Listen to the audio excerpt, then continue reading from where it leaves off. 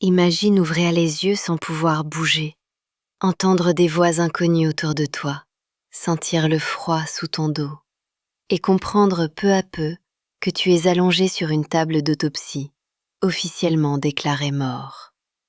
Cette histoire n'est ni une légende urbaine, ni un scénario de film d'horreur.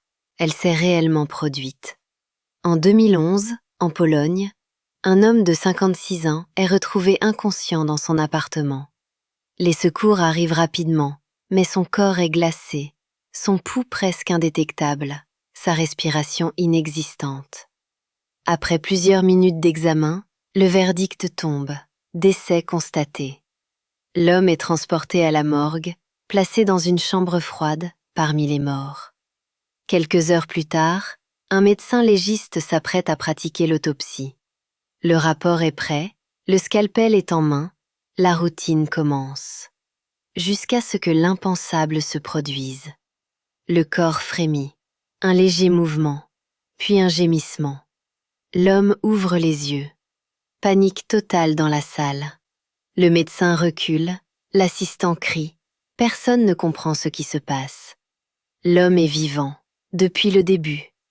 En réalité, il souffrait d'une hypothermie sévère, combinée à une forte intoxication alcoolique. Son organisme avait ralenti à l'extrême. Rythme cardiaque quasi nul, respiration imperceptible, température corporelle très basse. Un état rare mais connu en médecine, appelé la mort apparente, où le corps donne tous les signes du décès sans que la personne ne soit réellement morte. Les secours ont commis une erreur de diagnostic.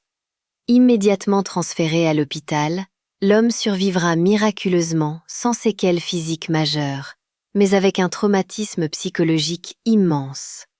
Se réveiller nu, dans le froid, entouré d'instruments d'autopsie, c'est une expérience qui marque à vie. Cette histoire vraie soulève une question terrifiante.